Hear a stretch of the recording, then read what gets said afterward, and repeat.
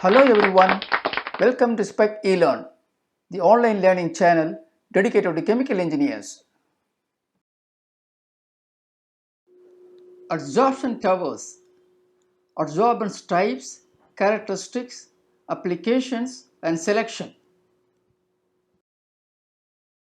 In this video course, you will learn the concept of adsorption and adsorption isotherms, steps involved in sizing of adsorption towers, physical versus chemical adsorption and mechanism of adsorption, types of adsorbents, characteristics and selection.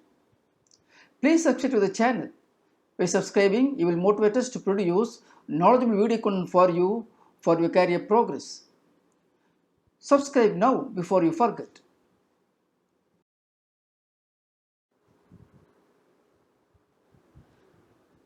Gas or liquid absorption is one of the widely used industrial operation of gas purification mass transfer processes. Its application ranges from drying of air to natural gas treatment, as well as in cryogenic processes in the production of olefins.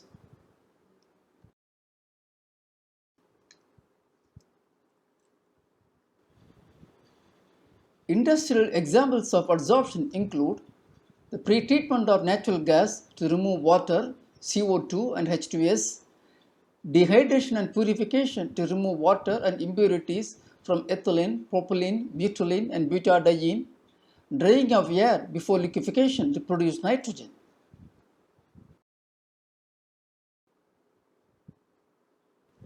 The fundamental aspect that drives the adsorption process is a physical phenomena that occurs on the surface of the solids. The molecules to be removed or attracted to and temporarily retained on a surface of the solid by physical forces.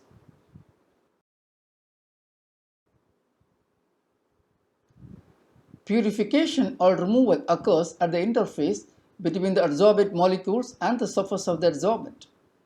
The weak physical forces that retain the vapor or liquid molecules on the surface are called van der Waals forces.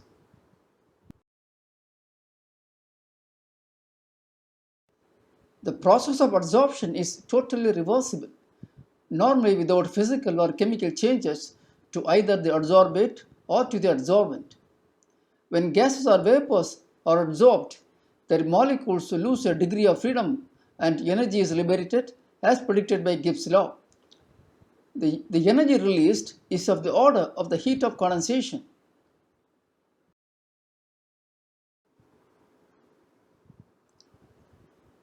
Adsorption is a preferential process when there are more than one component that can be absorbed.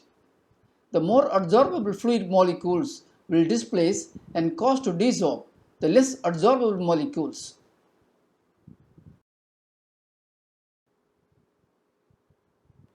Adsorption isotherms. When a fluid of given composition comes into contact with an adsorbent, the adsorption takes place. The adsorption is continued for sufficiently long time. The absorbent and the fluid in contact with the adsorbent will reach an equilibrium. When the rate of adsorption of the molecule onto the surface is equal to the rate of desorption of the molecules, the system is said to be in adsorption equilibrium. At this point, the net adsorption is zero.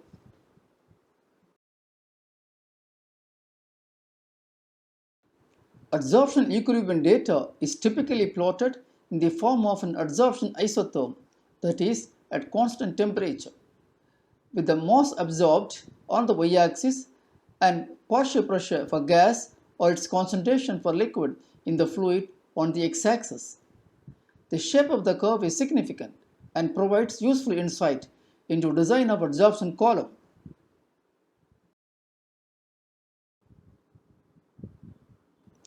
Shown in this figure is a typical adsorption isotherm. This is a plot of the mass adsorbed per unit mass of adsorbent versus the partial pressure or the concentration of adsorbate in the gas stream at a given temperature. Note, the isotherm tend to start out steep and level out. The pressure at which the graph levels out is called the saturation pressure. Adsorption isotherms are plotted with the following units for concentration terms. For liquids, milligram per liter; for gases, mole percent, or partial pressure, or ppm.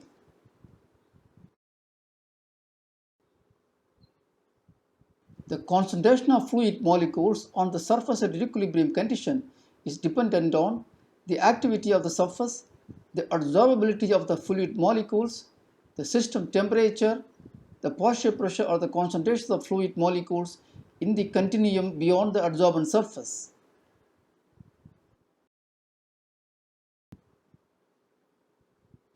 Isotherms which start out flat are unfavorable since they only work well at high concentration of solute.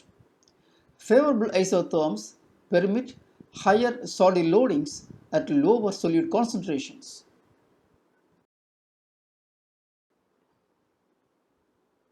Usually, as the temperature increases, the amount adsorbed decreases.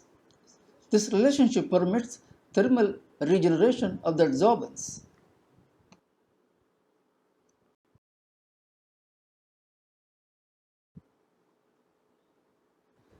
There are 4 types of isotherms for adsorption as illustrated in this figure.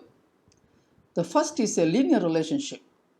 Adsorption increases linearly with concentration.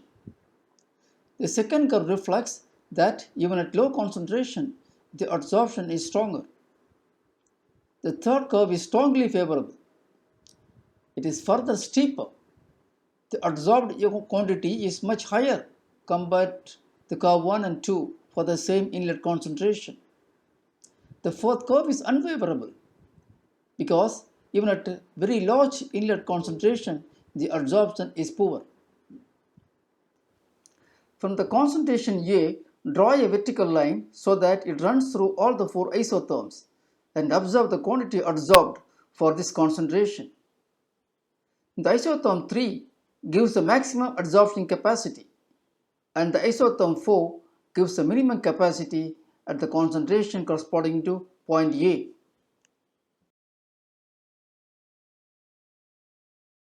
The equilibrium capacity is dependent on the temperature at which the adsorption takes place.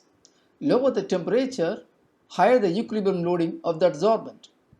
Also, at higher partial pressure, the equilibrium capacity is higher. Shown in this figure is the plot of equilibrium capacity of 2 adsorbents, silica gel and activated alumina versus temperature.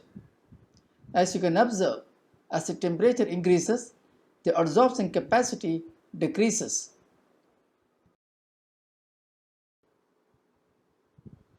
Adsorption isotherms are useful in determining the adsorption capacity. This data provides important inputs in the selection of the right adsorbent for any given application.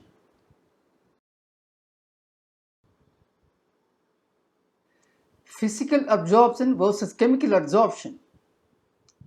Adsorption falls into 2 categories, physical adsorption and chemical adsorption.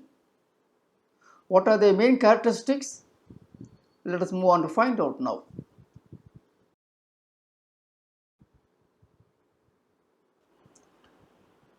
Before we move on, I would like to make a call to my dear viewers.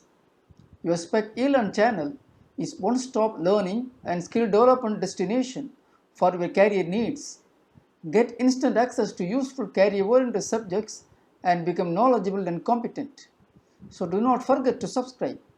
Please press the subscribe button now.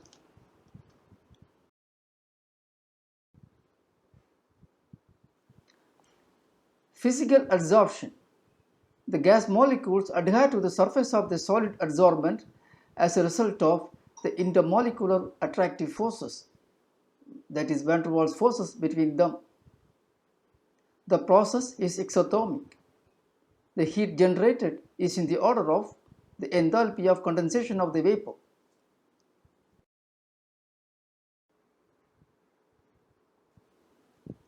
The process is reversible, that is, recovery of adsorbed material or adsorbed gas is possible by increasing the temperature. Physical adsorption is usually directly proportional to the amount of solid surface area.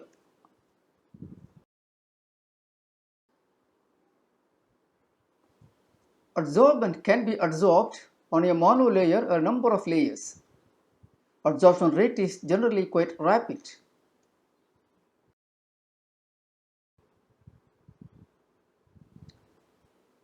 Chemical adsorption. Chemical adsorption or chemisorption results from a chemical interaction between the adsorbate and the adsorbent.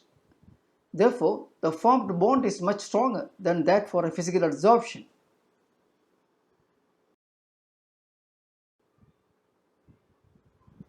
It is frequently irreversible.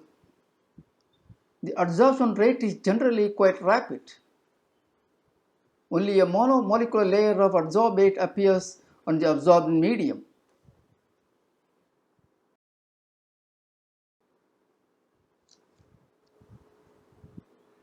Mechanism of adsorption.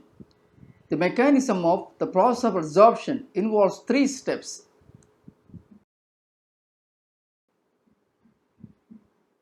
Step 1. The component to be adsorbed diffuse to the surface of the adsorbent. Step 2. The adsorbate then migrates to the pores of the adsorbent.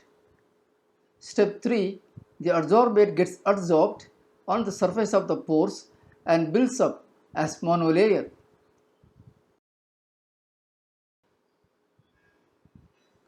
Shown in this figure is the internal pore structure of an adsorbent. The adsorbate or the molecules to be removed move into the pores to be adsorbed. The three-step process is illustrated here. In step 1, the molecules move to the adsorbent surface. In step 2, the migration to pores of the adsorbent. In step 3, monolayer buildup on adsorbent, as illustrated.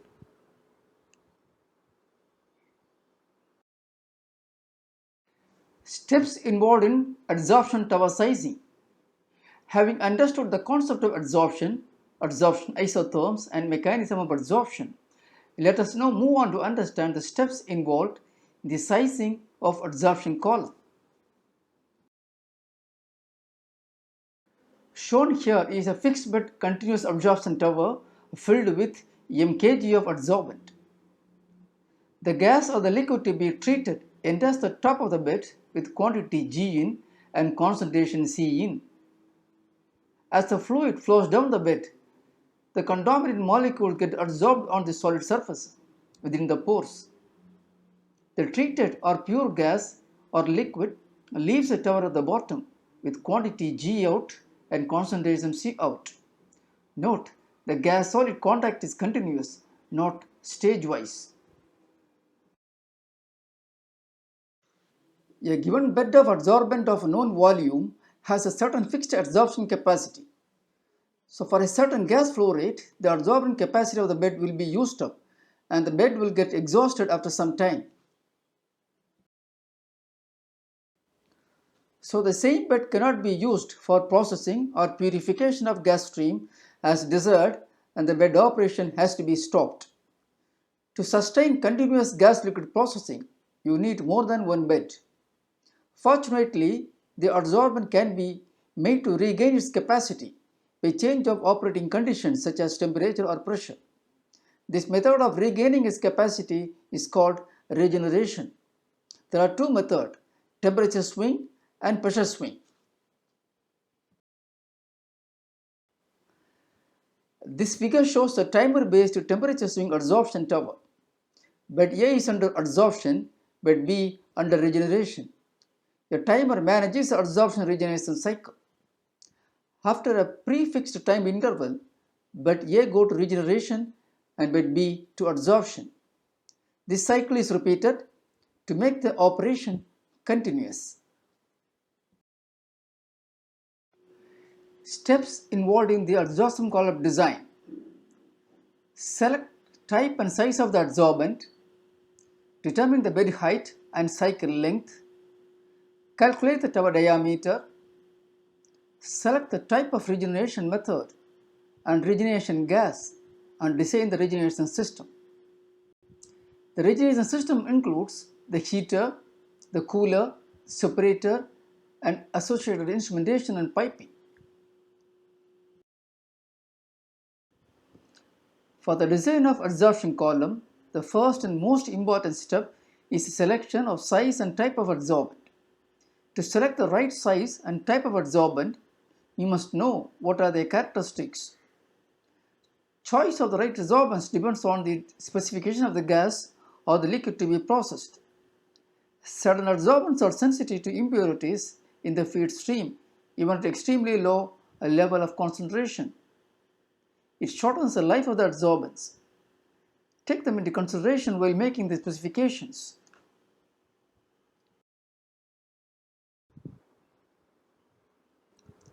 Types of adsorbents. Adsorbents are the solid materials onto which the gas molecules or vapor molecules are bonded to the surface during adsorption process. They are sometimes called desiccants.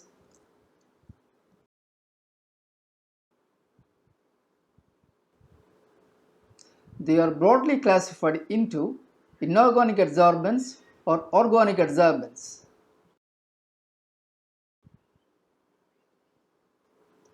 Inorganic adsorbents include activated alumina, silica gels, molecular sieves, and natural zeolites. Organic adsorbents are composed of activated carbons, polymeric adsorbents, and carbonaceous media.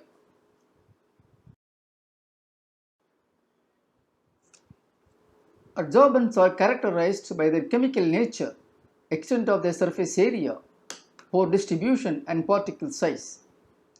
The most commonly used adsorbents in the industry are silica gel, activated carbon, activated alumina, molecular sieves. Adsorbent characteristics. The desired adsorption characteristics are high specific surface area, high specific pore volume,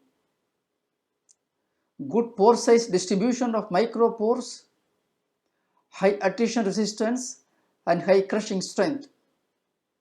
Adsorbent manufacturing processes are optimized to produce products with these characteristics to meet the demanding application requirements.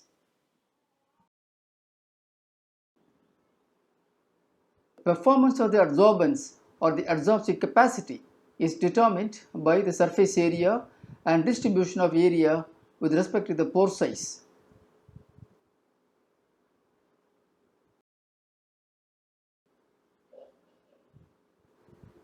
The larger the surface area, the higher the adsorption capacity. However, the adsorbent with larger area is characterized by smaller pore size in a given volume.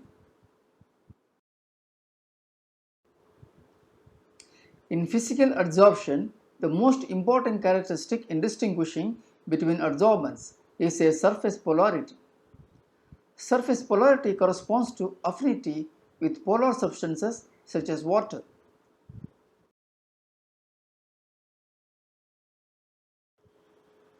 Polar adsorbents are called hydrophilic.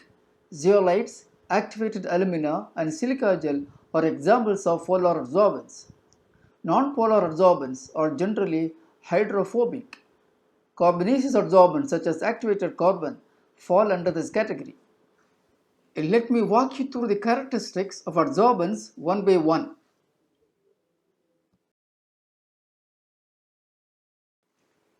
Silica gel.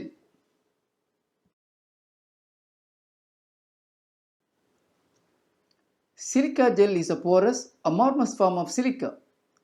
Silica gel has the same chemical composition as sand, but it is significantly different from other silica-based materials owing to its unique internal structure. Silica gel has a large pores with a wide range of diameters varying from 5 angstrom to 300 angstrom and do not permit separation of molecules solely based on their size. The pore size range can be varied by suitable operating parameters and procedures in the manufacturing process. Silica gels synthesized with an average pore size of about 22 angstrom are called narrow pore silica gels. Those with an average pore size of about 100 angstrom are called wide pore silica gels. Silica gel can be manufactured either in bead form or granule form. This table presents the characteristics of silica gel. Pore volume, surface area and average pore diameter or pore volume in centimeter cube per gram is 0.37. Surface area in meter square per gram is 750. Average pore diameter in angstrom is 22.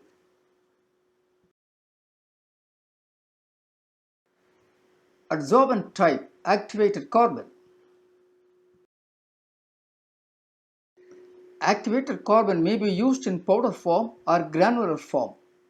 In the powder form, it is mixed with the liquid to be treated and then removed by filtration. The particle diameter and size distribution depends on the activation process, which is decided by the intended application. Activated carbon can be regenerated and used again. Activated carbon has a low affinity for water, and hence it can preferentially adsorb components from aqueous solution or from moist gases. This table presents the characteristics of activated carbon. The pore volume, surface area and average pore diameter are pore volume 10 centimeter cube per gram, surface area 600 to 1600 meter squared per gram, average pore diameter in angstrom or 15 to 25. Adsorbent type activated alumina. Activated alumina is aluminum oxide and is produced by dehydration of aluminum hydroxide at high temperature. The material is highly porous and has large surface area. Activated aluminas are available in shapes such as spheres and granules. It is resistant to thermal shock and abrasion and does not shrink, swell, soften or disintegrate when immersed in water. Alumina possesses amphotic properties allowing to act as either an acid or a base. The ability to alter its pore or particle size provides it with a range of unique physical properties that can meet specific requirements of separation applications. The surface is more strongly polar than silica gel.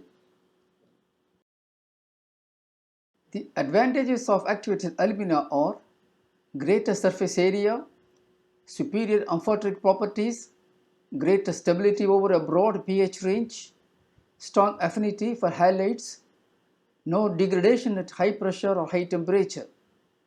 In practice, activated alumina surpasses silica gel in performance by offering a host of advantages mentioned above.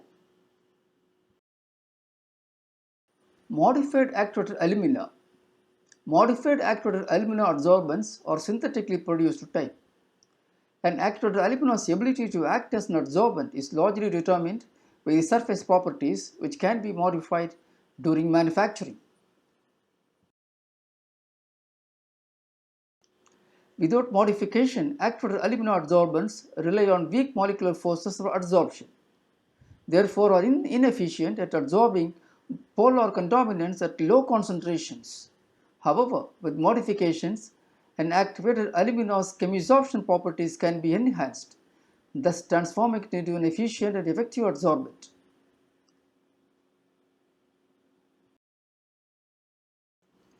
In olefinic streams, light acid gases such as CO2, H2S and COS are common contaminants that can be most effectively removed with modified activated aluminas. As these aluminas rely on chemisorption to remove CO2, H2S and COS, they exhibit high capacities for these contaminants even at very low concentrations. This table presents the characteristics of activated alumina. The pore volume, surface area and average pore diameter are pore volume 0.29 to 0.37 centimeter cube per gram, surface area 210 to 360 meter square per gram, average pore diameter 18 to 48 angstrom.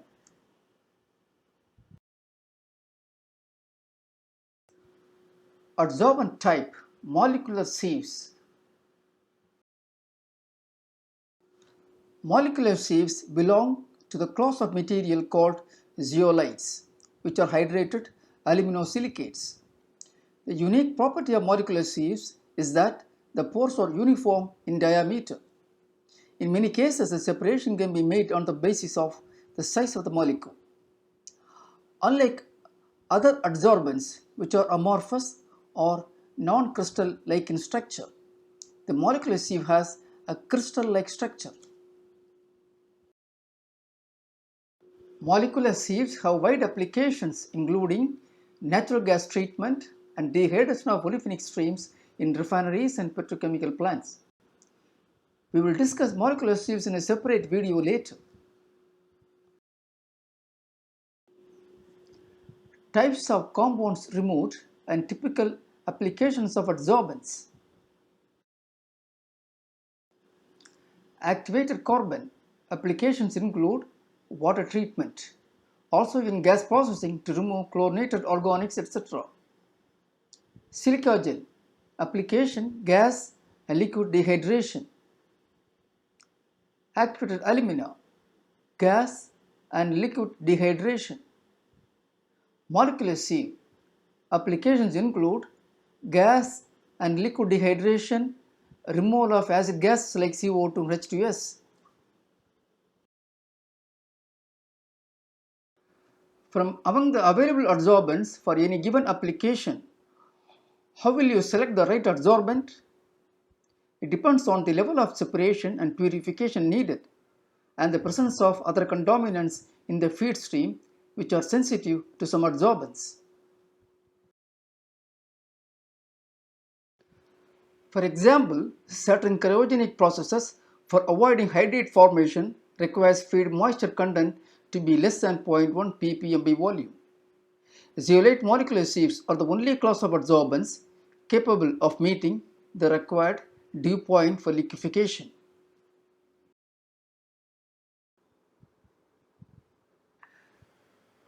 Please subscribe to our channel and get updates on the upcoming courses by pressing the subscribe button. It will motivate us to produce free, knowledge-rich video content for you.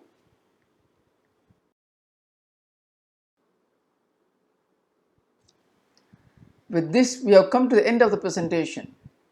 Please give your comments, if any, about this course after you finished viewing this video.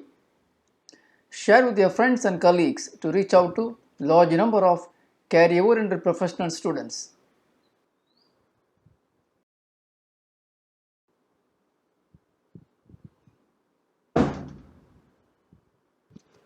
Thank you for watching.